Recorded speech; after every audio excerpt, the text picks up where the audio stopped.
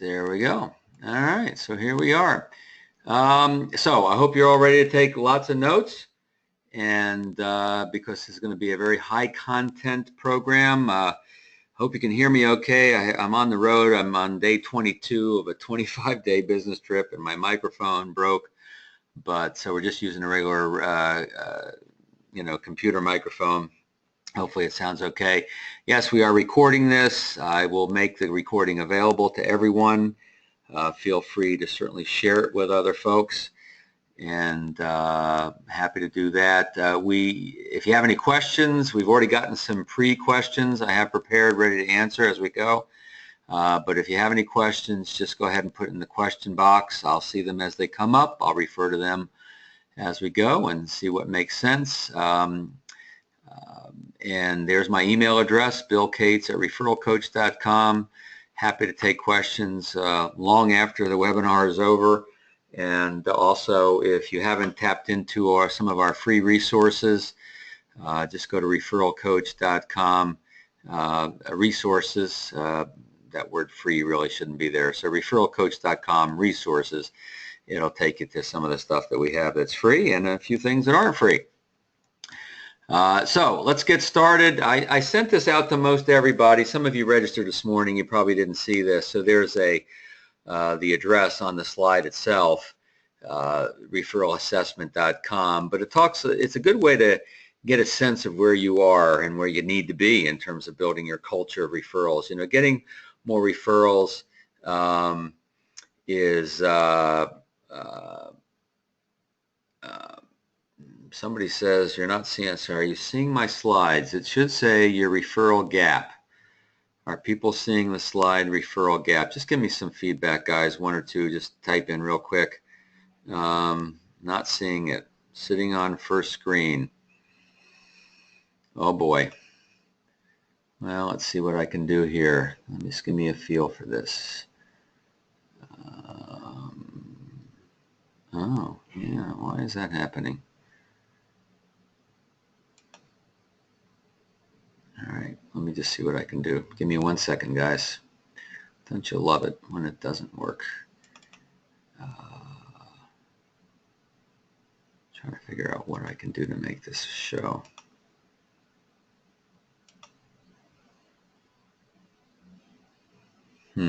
Screen is paused, it says. My screen.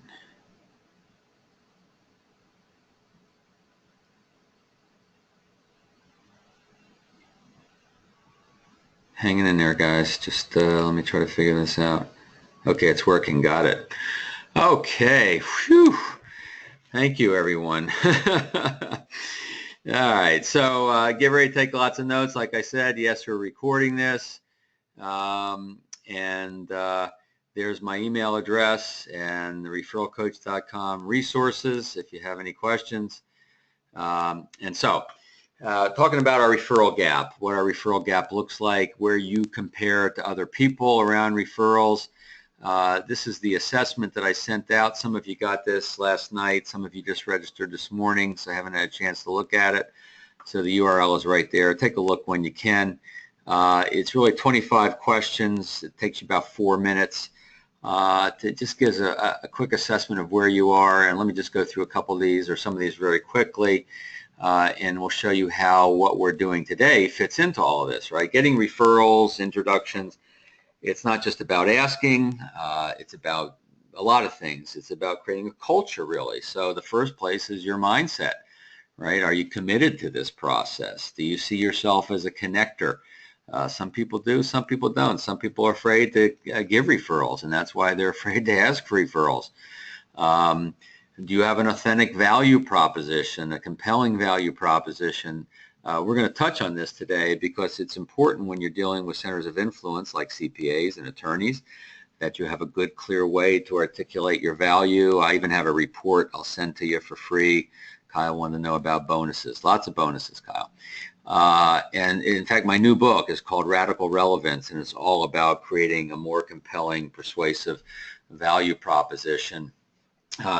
Are you referable? One of the things we'll touch on today is your referability when it comes to centers of influence like CPAs, attorneys, and other centers of influence. So, we'll talk about that, and you got to be referable with your clients. It's all about the engagement level.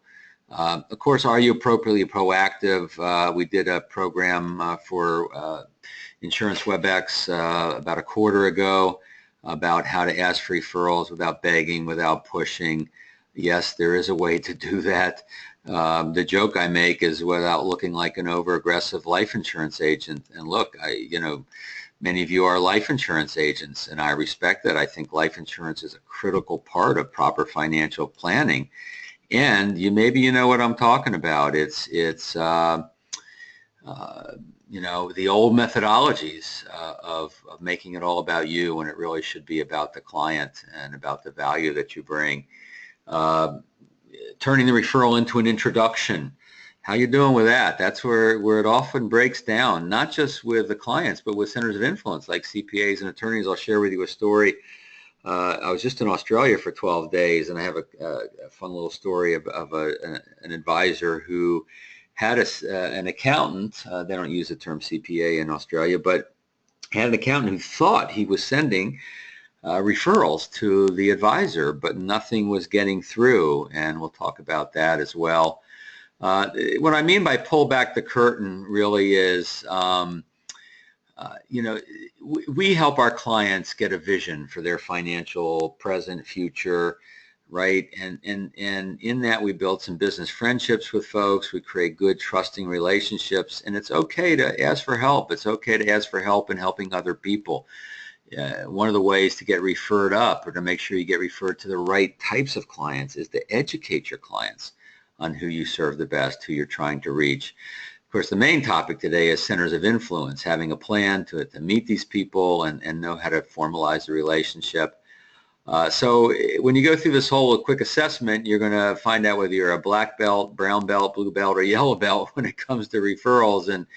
And so if you get 61 to 75 points, we had someone contact me last night who should be on the call today, who was a 64. Pretty darn good. I joke that if you're a black belt, you and I should write a book together. We have a few brown belts, a few folks who score pretty well on this, but know that you can get better, and I applaud that. A lot of folks fall into the blue belt. You're doing this to some degree, but there's a couple of key areas where you could get a little stronger, and then of course some people score as a yellow belt, and there's no shame in being a referral wimp. It's why I'm in business. I had a coaching call with a gentleman just this morning, been in business for 16 years, doing pretty darn well, but still reluctant to ask referrals. They're not sure on the timing and how to do it properly, etc. So it's you're not alone. Why might you have this gap? Why does this gap exist? Well, it's usually not having a process in place, right? And so that's my job, to help you get that process in this webinar and lots of other ways that I can do this for you. So what's the biggest fear of a referral partner, a CPA, an attorney, business consultant, an executive coach, anyone who could be a great resource for you? Well, their biggest fear is somehow you're going to hurt their relationship, right? It's going to make them look bad. And that's what stops them. These, especially CPAs and attorneys, they tend to be risk-adverse individuals. They've had some bad experiences, maybe referring another financial professional. And so everything we're going to talk about here today is really about building trust, right? That's the key element. Of course, that's true in any relationship, but particularly true and valid and needs special attention when it comes to these folks. And I use a kind of a metaphor of plants, house plants. Since I've been away for 25 days, this is probably what my house plants look like right now. But the number one killer of plants is underwatering, right? Not enough attention, right? Underwatering. The number two killer of houseplants is overwatering, right? So it's a balance. And just like with houseplants, it's a balance when it comes to CPAs, attorneys, and other centers of influence. One mistake I've seen people make is they overwater. They come on a little too strong. You're excited about the value that you bring to your clients. You introduce the referral process quickly, early. You say, hey, maybe we can send business to each other. And that feels salesy to a lot of these folks. Now, if you have a true referral partner where they have this attitude around reciprocal, then that's fine. But with a lot of folks, particularly CPAs and attorneys, you have to be a little careful, and I don't recommend bringing up the referral conversation at first. I'll tell you how to kind of go about this in a minute. And then, of course, a lot of people, it's underwatering, not taking care and nurturing that relationship. I've been teaching this for 25 years, and one thing I've learned, and you may know, it takes 9 months, 12 months, sometimes even longer to create the level of trust and referability in the eyes of some of these risk-adverse individuals before they send people your way. And you should never assume that sending a CPA or attorney, or really anybody, you should never assume that sending someone referrals makes you referable. They appreciate that. It helps in a lot of cases, but particularly with risk-adverse individuals, that doesn't necessarily make you referable. We can't assume that. There's other things we need to cover, and we will do that today. One thing I want you to remember, you may know this already, is that any one center of influence or referral partner can be worth a whole lot more than any one client, right? And these are important relationships. It's a strategic decision you make in your business to start to pursue these types of relationships. Usually they don't result in short-term benefits. I mean, it can happen. I've seen it happen many times, but generally speaking, we need to take a longer strategic approach to this. And these are my definitions. There's no one right way to think about this, but certainly, a center of influence in my mind is an advocate, someone who could become a client, but usually isn't, but they still, are advocates for our business. And then the referral partner, more formal relationship, could be reciprocal, not necessarily. We'll address all of that as we go today. A couple quick questions I see coming in. Let me just hit them all I can. Kyle asks, are CPAs worried about losing a client they need, and so promise the referral but don't act? Yeah, that's it. That's what we addressed here, Kyle. They're risk adverse, and some of them give lip service to this, but unless they truly trust us and trust how we receive the referrals we get, then they won't do this. They'll give lip service to it. So one of the things we need to do is make sure that our centers of influence, our referral partners, know what it would look like, what our process is if they send someone our way. George, if you identify one of your clients that you think should know about the work I do, let me share with you how I'd receive that, what it would look like, so you'd feel comfortable, they feel comfortable, and we provide some great value. So that's one of the ways we become referable here. Jenny asks, if CPA and attorney don't have life insurance license, is it okay to share 25% referral fee with them using 1099 form? I'm not an attorney. I'm not a compliance officer. I don't play one on TV. So Jenny, I can't answer that question. You're going to have to check with your IMO or FMR or BD around this. It varies from state to state. So sometimes they have to be licensed, sometimes they don't. I wish I could answer that question for you, but I'm not qualified to do that, and it really does depend on your firm and what state. Jenny says California, but I don't know. If anybody knows in California the answer to Jenny's question, just chime in and I'll share that with everybody. So we got to meet centers of influence in the best way. What is the best way? Well, referrals from your clients, right? And referrals from other partners and centers of influence. The primary or the first way I would do it is through your clients. You should always know who your client CPAs are, attorneys, other influencers in their life. It's part of getting to know these folks. Sometimes you want to have a relationship with them if you're going to be recommending certain things. You want to find out the relationship they have to their other trusted advisors. With their CPA, is it just a tax time relationship? Is it an ongoing relationship? Do they like their CPA or attorney? And sometimes if they don't, that's an opportunity to find some referrals there to give to others. Certainly through other CPAs, attorneys, to fill the holes in who you're looking for. And certainly you can meet people at networking events. I would say this is kind of a second tier level, But I was working with some guys in Australia last week who are fairly new in this business, and they want to strengthen this methodology. I said, look, at networking events, boards of trade, chamber of commerce, you may find other CPAs, attorneys, and other centers of influence who are newer, and they're trying to grow their business, right? So you grow the business together. You might not get instantaneous results, but if you're in it for the long haul, it'll definitely pay off over the long term.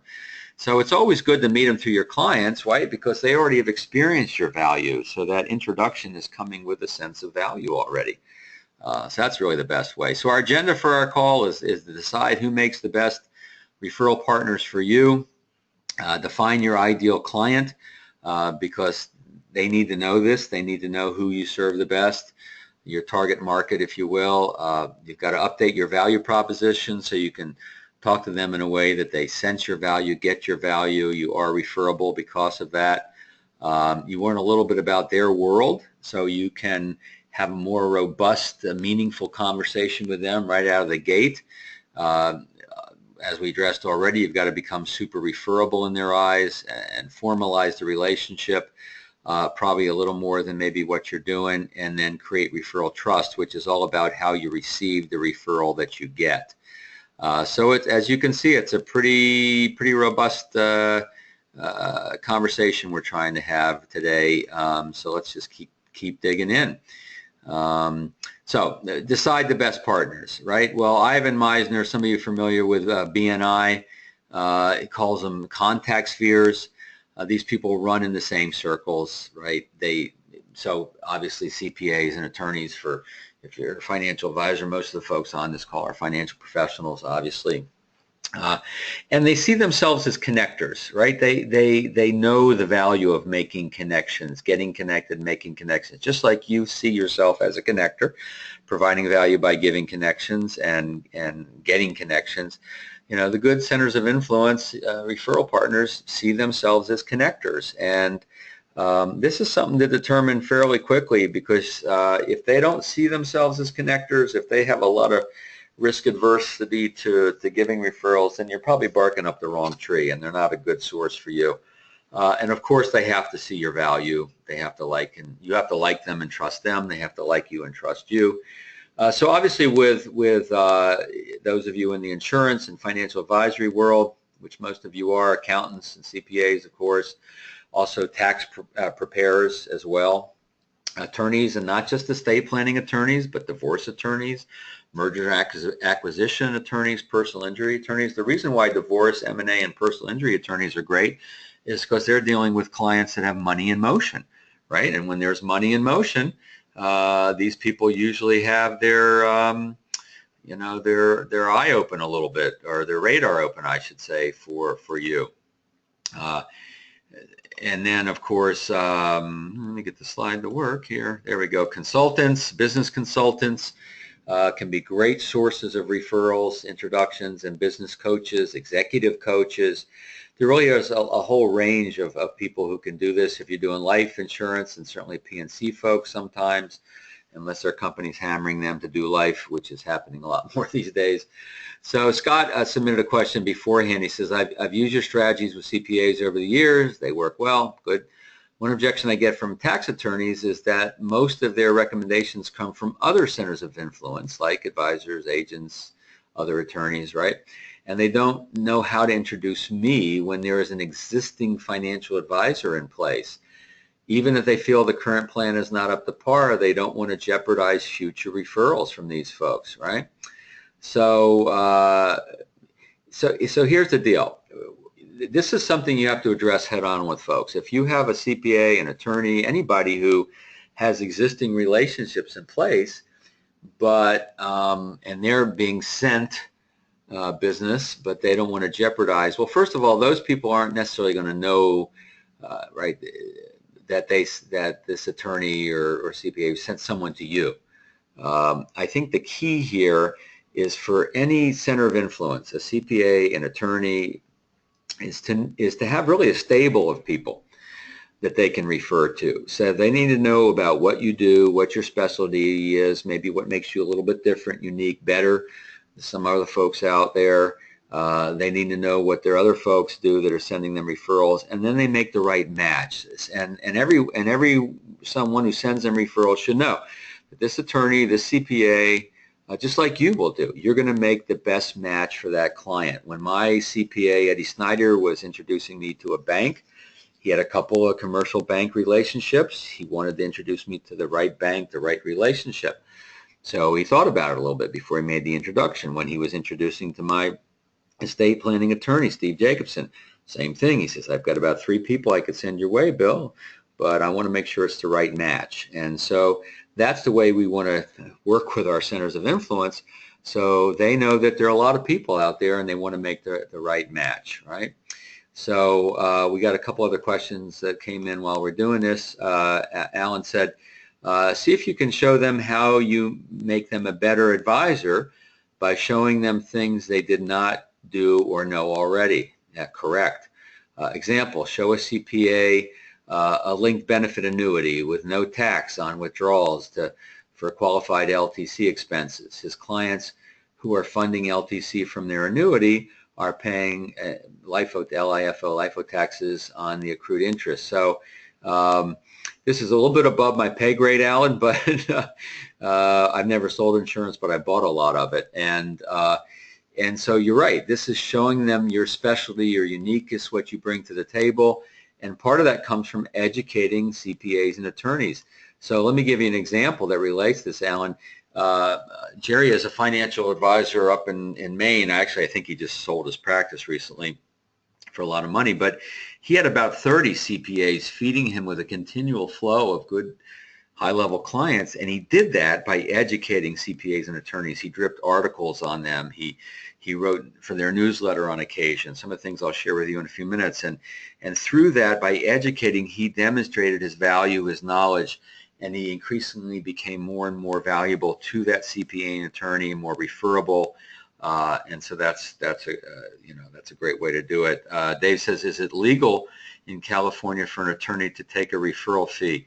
I don't know the answer to that, but I would guess it's probably not legal or ethical. Again, it does vary from state to state. You know, there are some attorneys who are allowed to promote themselves as a specialist, for instance. And Dave says it is legal. Okay, thank you, Dave. I appreciate that. It is legal. Sometimes, you know, I'm moving 50 miles an hour here, so sometimes I misread. So answering the question before, it is legal. All right, so I see more questions coming through, but let's just keep going and we'll do back and forth, right? So define your ideal client profile. It's so important that you are crystal clear on who you serve the best, who fits your business, and who doesn't fit your business. In my book, Radical Relevance, in a webinar I'll be covering in May, I'll tell you about a little bit later, our value proposition should be compelling and repelling. It should draw people to us that fit our business and should repel people who don't. Now, if you're brand new in the business, they fog a mirror, they're breathing, you'll talk to them, I get it. But most of the folks on this call have gotten to a place where not everyone's a good match anymore. And so you want to make sure you're very clear on who your market is, who you serve the best, who your processes work the best for, who you enjoy working with the most.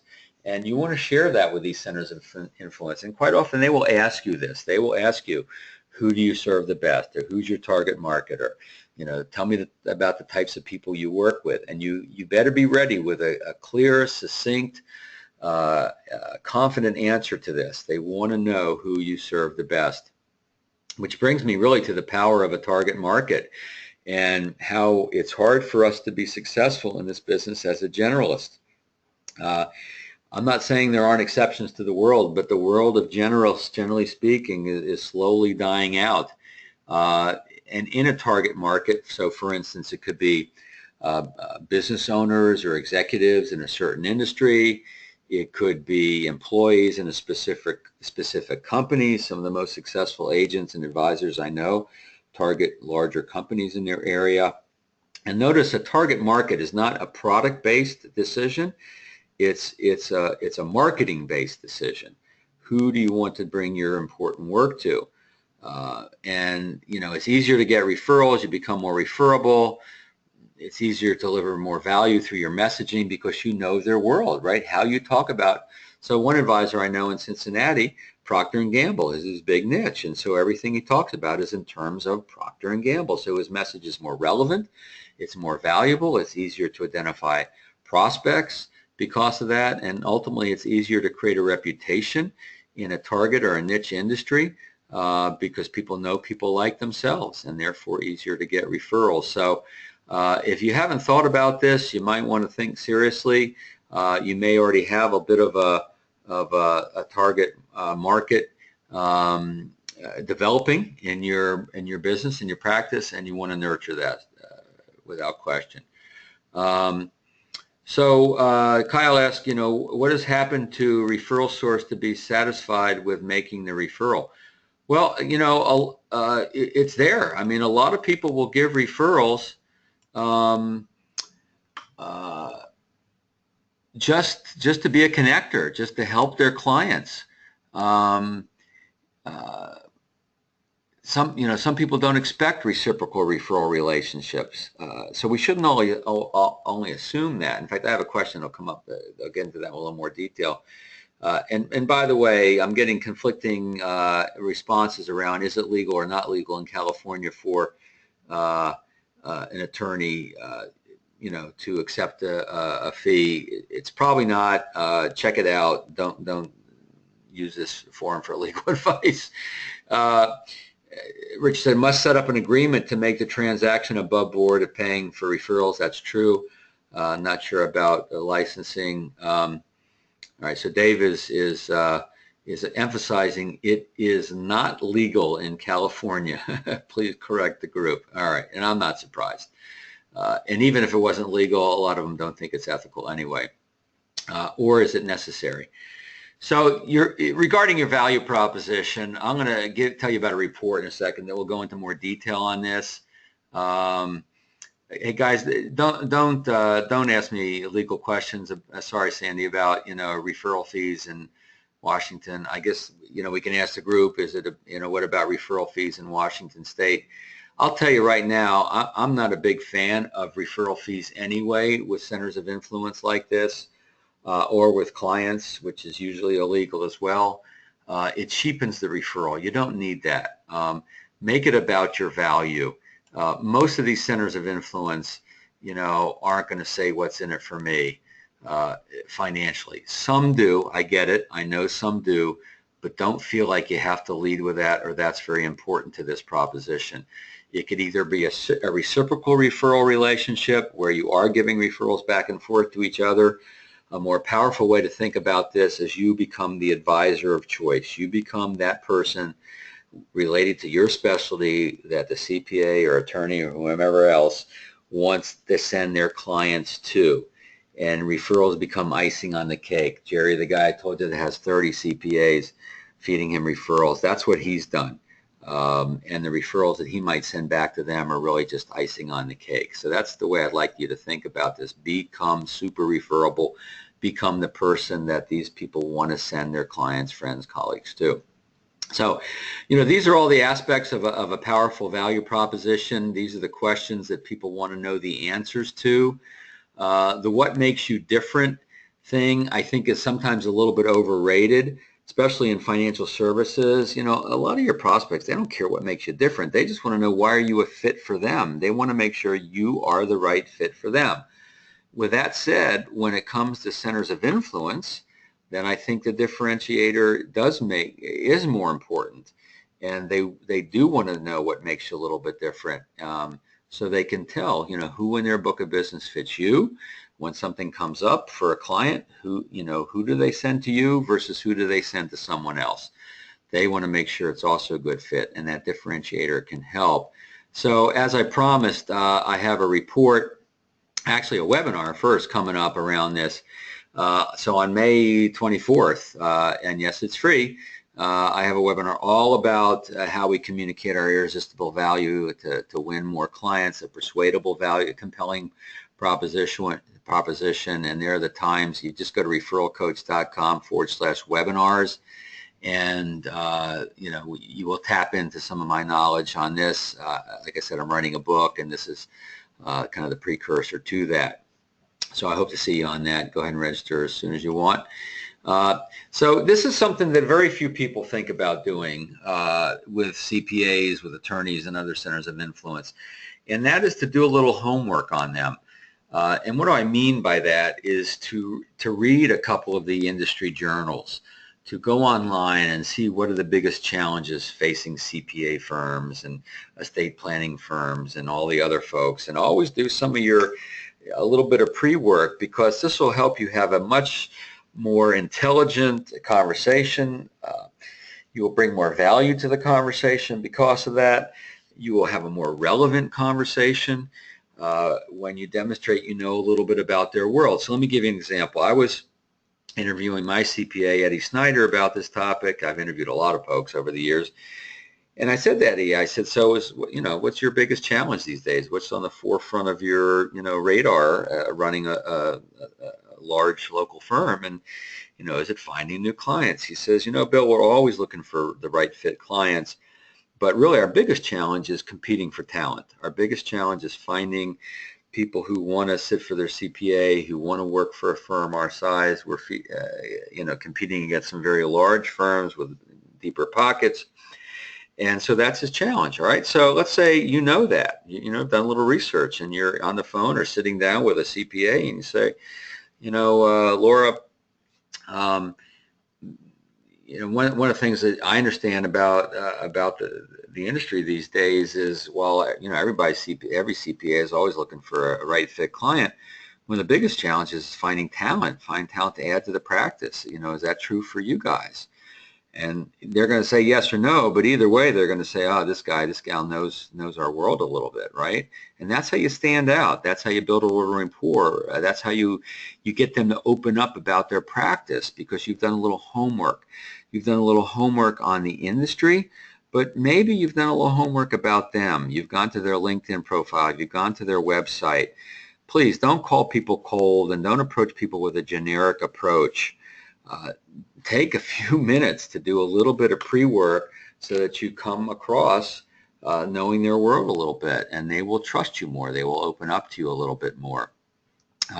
So there's the warm research, which you can only get from someone who knows them. That's why it's so great to meet your centers of influence through your clients and through other centers of influence in your natural market, because they know those people. They know personality. They know what's going on in their business. It's important to them. They know a lot of things, and that's important stuff to do. And then, as I mentioned already, the cold research, which is the LinkedIn profile, the website, Googling, YouTube channel if they have one. You don't see a lot of CPAs with YouTube channels, but attorneys are starting to do it actually more and more. In fact, I met a consultant to the legal industry, attorney industry. That's funny. And they're helping them use video to promote their practices. So, look, if attorneys are doing it, then, you should be doing it too. So we come prepared for these phone calls, right? I told you about a bunch of reports, bunch of bonuses. Just go to billcatesreports.com. You can download all of these. They are free. Free is good, but it doesn't mean they're not valuable. They are valuable, and I know you'll find them helpful. So Kyle says, don't forget what I learned way too late. When you get the first referral, call to thank them, the magic words, would you agree to be my guest for lunch at blank blank? Absolutely. So you always thank people for referrals. I'm going to touch on that near the end. And Rich said, but still a way to establish, let's see. Oh. Sorry, got a lot of things coming. Ways to compensate: rent a room in their office. That's a way to compensate. Yeah, have them a speaker at your community meetings. Thank you, Alan. That's a great idea. And I've seen a lot of advisors and agents rent space in their firms, and it makes referrals very simple and easy. So Rich said, yeah, some sign up there, as agents and split commissions, even in California. Not a referral, but still a way to establish a relationship. Bottom line, show benefits and structure it properly for your own situation and the laws. I agree with that 100%. And David says, great point about homework. Thank you. Not hard to reach specialty areas of an attorney. It's true. Also important to understand some of the constraints on attorneys to make referrals. Spend time learning about their conflicts of interest and code of ethics. Does not take much time, and that's it, David. When you take a little bit of time to do this, and then you know that, and you bring that to the conversation, what happens? They go, oh, you know, this person's not like the average Joe Schmo trying to tap into my book of business, right? You're doing your due diligence. They appreciate the attention to detail on that. So thank you. We've got some folks here that, yeah, you know what you're doing when it comes to this. So you got to be super referable, right? Critical. So here's a few things around being super referable. You know, first of all, you're leading with value. Your approach to any CPA, any attorney, any center of influence is how do we bring value to these folks first, right? Be them-centered initially. I know that's hard for some people. I was having a conversation at dinner with a guy. It's like I couldn't get a word in edgewise because all he wanted to do was talk about his value, and then I'd ask him a question, and he'd go on for some more. But, you know, so he wasn't looking to provide value to me, but I was looking to provide value to him. So, you know, seminars for partners, for clients, joint seminars, sending them articles that you read. Again, that's what Jerry did. He'd read the journals of accountancy and CPA Today and the Practical Accountant. He'd read that stuff before the CPAs got to it, and he'd send them articles. He'd fax them, and now he scans and emails them. If they have a newsletter for their firm, good chance they're looking for material. Obviously, it's got to be compliance approved from your firm, but that's not hard to do. And then you could even get a column in their newsletter. They're always looking for that. If you're good at marketing, help them with their marketing.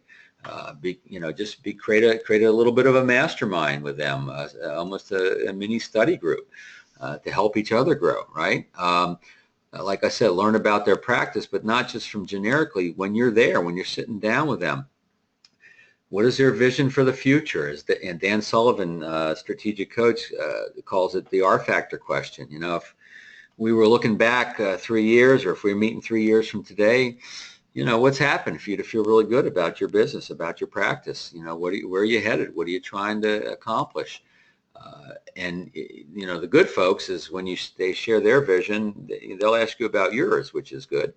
And what are their challenges in getting there, and what are their opportunities in getting there? And it becomes a give and take, really, where you actually share your vision with them and they share theirs with you.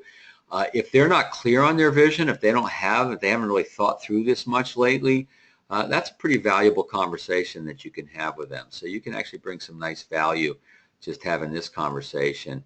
Obviously, you can introduce them to other resources. You know, you can bring value to CPAs and attorneys and work on your referability, not just by sending them prospects for their business. Send them other resources. You meet a lot of business owners, hopefully, friends, colleagues, clients, just looking for ways to connect.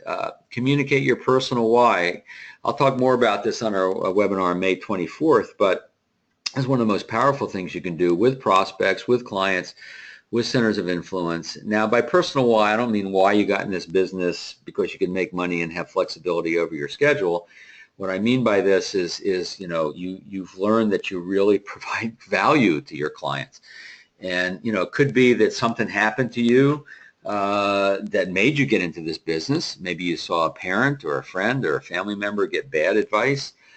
Maybe you got bad advice and you made it a personal mission to make sure that it doesn't happen to anyone else.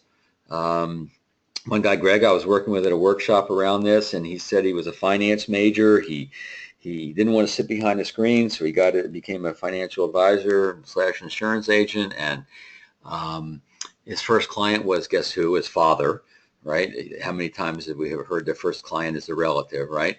And his father was actually pretty successful and pretty smart guy. And he learned the first month of being in business that his father was getting bad advice, incomplete advice.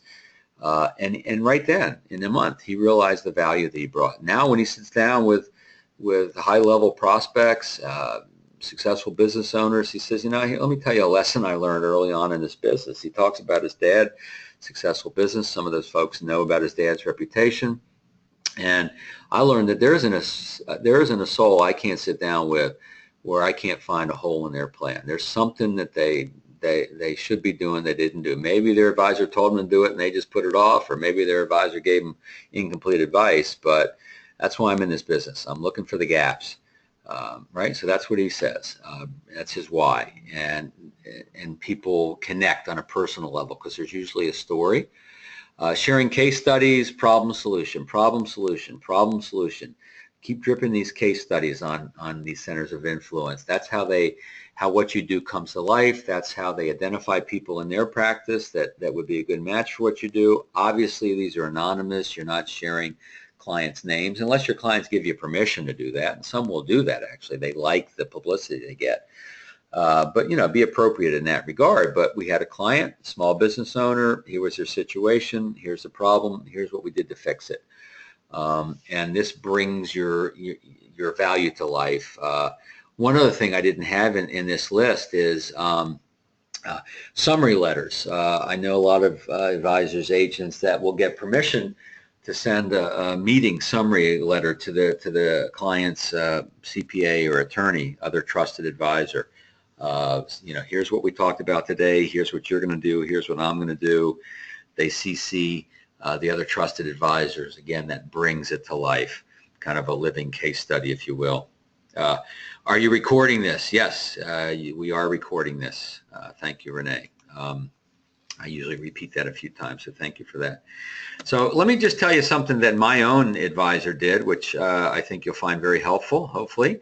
And this is clearly one of the most effective ways to become referable, is to show these people what your processes look like. So Aaron is my advisor, and he identified an attorney that he thought could create a nice partnership here. And so first of all, he invited himself over to the attorney's office. He says, we'll call the attorney Jack. Jack, I really want to learn about your practice. I want to learn about the value you bring to your clients. I think I might be able to send some folks your way, and I want to do my due diligence, and I want to feel good about that, and et cetera, et cetera. So yeah, he spends about an hour or so in Jack's office, learns all about Jack's situation, feeling better. Jack comes over to Aaron's office a week or two later. Aaron lays out his entire process. From the minute I meet someone, this is what we do. This is the homework we give them to come into our office. When they do the homework, we know that beforehand, we know they're pretty committed. If they haven't done it, then we're not sure if they're really going to go through. Some people just are super busy. Then this is what we do, and then this is what we do, and this is how we stay in touch. This is our client service model, how we're going to stay in touch with our clients, right? And so what happened at the end of this, the attorney said, Aaron, I've had a lot of people approach me over the years to try to bring their important work to my clients, and I've given referrals, but this is the first time any advisor's ever taken the time to do this and lay it out like you have. And Mythical Jack, was impressed. Well, the guy's not mythical, but we're giving him a mythical name. And Aaron says he's already gotten referrals that have turned into clients from this guy. That's all it took. And don't wait too long for this to happen, right? See, I had a guy I was working with, it was in New Jersey. I was doing a seminar, and he said he had this CPA for like 2 years. He was courting this woman to try to get referrals from her, and it just wasn't working. And finally he said in his Jersey direct way, he says, look, here's what I want to do. I'm going to lay out my process for you. I'm going to pretend you're a client. Now, at the end, you'll probably be begging me to be a client, but that's not my intention. My intention is just to show you the value of our process. And he did that, and now he's finally getting referrals from her. And yes, she did become a client. So this is one of the most powerful things you can do. That you've got to become referable. Your process has to become referable. All right, so here's what we covered so far. We got a couple more things to go, right? We're going to formalize the relationship, and we're going to create referral trust. We're going to receive referrals in the best possible way. So let's talk about formalizing a relationship. What does that look like? What do I mean by the formalize the relationship? First of all, you got to feel some business chemistry, right? If you don't feel good about who this person is, then you're never going to send anybody their way, and it's just not going to grow, right? So that's the first thing you're looking for. But the biggest problem is people assume too much, right? You assume that giving referrals to a CPA is going to turn in referrals back to you. And I got to tell you this, you may have already seen this. Attorneys, accountants, They were born without the reciprocity gene. So just because you send them referrals doesn't mean they're going to send them back to you. There's a lot of other things you got to do. So you got to make sure you're referable. Are you sure? Don't assume this. Don't assume this with clients. Don't assume this with centers of influence. Teach them how to recognize your clients, right? You got to teach people how to do this. They don't know. Don't assume they're going to know this. You have context they'll never have. And that's where the case studies help. That's where the summary letters help. But, you share with them the life events that are people going through, what's on their radar. That's how to recognize someone who you can help, bring value to. Teach them how you'll handle the introductions. Most CPAs, attorneys are terrible at giving introductions, right? They might give your name out with a phone number, but if someone's been putting off doing the work that you do, they're still going to put it off, right? Just the same way as you give them your clients the name of an estate planning attorney to get their will done, they put it off this long, they'll probably keep putting it off unless you actually make a connection, right? Usually just an electronic handshake, an email introduction.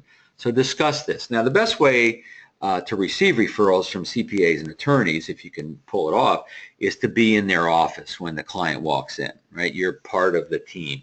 And that's really, without question, the easiest way, best way to do this. Now, if the CPA doesn't want to do it or it just doesn't work out for whatever reason, then talk about the electronic handshake, right? The handoff. And I'll give you an example of that in just a second. And then agree on how often you'll meet, right? How often do you stay in touch with this center of influence? It should probably be at least quarterly, maybe break bread or invite 20. If you do client appreciation events, invite your centers of influence to these things, right? They need to see the relationships you're forming with your clients, and they appreciate that. And some of those folks may be clients, candidates to work with them. It doesn't matter. Give them some of the goodies. Give them some of the things you're bringing to your clients, and they see the kind of relationship you have. So this is something that just came up. I've seen this for years, this scenario. But Tim Buchanan is a financial planner in Victoria, Australia. It means Melbourne is where I was. And so he had a CPA who thought he was giving his name out, and he thought he was creating referrals, but he really wasn't. He was just creating word of mouth. And so the CPA said, "I'm afraid my referrals are going nowhere, mate." And so again, he was just telling clients about him. Call Tim. Well, the clients never called Tim, so nobody got helped by that, right? So what Tim says to me, he says, now I've given him an email referral template to use in the subject line, meet with Tim Buchanan. Notice this is directive, meet with Tim. It's not George, meet Tim. It's not Mary, meet Tim. It's meet Tim, right? So that's nice. That's a nice, strong recommendation. And his message says that I'm a specialist in wealth protection. They would be advised to take my call, take his call, take her call. It'll be worth a few minutes of your time. And now the CPA, Tim said, was delighted because now he had an approach, right? He was thought his referrals were going nowhere. Now he knows how to make a better introduction. And then Tim said the next day, he introduced him to one of his clients in the new way, right? So we should never assume we're referable. We should never assume people actually know how to connect us. We've got to talk about it with them, and they appreciate this. One more thing I want to talk about is how you receive the referrals, but I just want to let you know we do have our next boot camp coming up. It's called Exponential Growth 2017. It's at the BWI Airport near Baltimore. Very easy fly-in, 1.5 days, very powerful. 3 basic things. We're going to talk about your value proposition, how to make it more effective, more powerful, more persuasive. More relevant. We're going to talk about how to become super referable with your clients and centers of influence. And it's going to be hands-on. It's one of these things that you really have to attend to get the full value, because we're going to mastermind your value prop. We're going to brainstorm your referability. And then we're going to show you how to ask for referrals without begging, without pushing, how to turn the referrals into an actual introduction. So where the website is almost ready. And we'll, make sure you stay in touch, and we'll let you know when it's ready to look at. But those are the basic dates of that. So let's talk about how you receive the referrals you get. I call it creating referral trust, because your clients and your centers of influence need to trust your referral process, right? They need to trust what is going to happen. You want to teach them about this, and then you want to live it. And so first of all, treat the prospect like royalty. That kind of goes without saying, but you want to make sure that your staff, your assistant, anybody knows that this is a referral from so-and-so. All right, royal treatment, guys, right? Referral from so-and-so, because any one client's worth, center of influence is worth more than one client. Respond immediately. Referrals have a short shelf life. Don't play coy. Don't play anything other than being responsive. And if you see this email introduction go through, you respond quickly. Hey, I see George is saying nice things about me. Let's set up a quick phone call, get the conversation started, right? It's as simple as that. And that's all we're trying to do with an email introduction, is set up a quick phone call. They have a short shelf life. We've all had referrals that have expired because we never followed up on them. Update the referral source. Keep them in the loop. They need to know that you're followed through. Now, they may not care too much whether you work with their client or their friend or not. Most of them do, or they wouldn't refer you, but what they do really care about is that you followed up to its logical conclusion. So keep them in the loop. Let them know if you're having trouble reaching this new prospect. Let them know that. I've left a couple of messages for Laura. I don't want to be a pest. What do we do next, right? Are you going to be talking to her anytime soon? And so you keep this thing going. Big believer in saying thank you, which is different than this referral reward or a monetary reward. Handwritten note would be minimum. I like things that are flat and easy to mail, like maybe a gift card. And I do a lot of personalized gift giving and reward giving around this. I'll find out, where they went to university, where they, what are their hobbies, interests, what do I know about them, and I'll get something off of Amazon Prime, comes to the office, write a note, send it out. Jennifer, my program manager who's on this webinar, knows this for sure, because, gosh, every week or so we're doing some personalized gift to somebody for giving us referrals or helping us with with my book, and et cetera, et cetera. So you want to say thank you, but ultimately you want to get the new client to thank the referral source, right? So if it's a CPA or attorney, when are you going to see Eddie next? Well, we talk to him on a regular basis. Great. Thank him for both of us, right?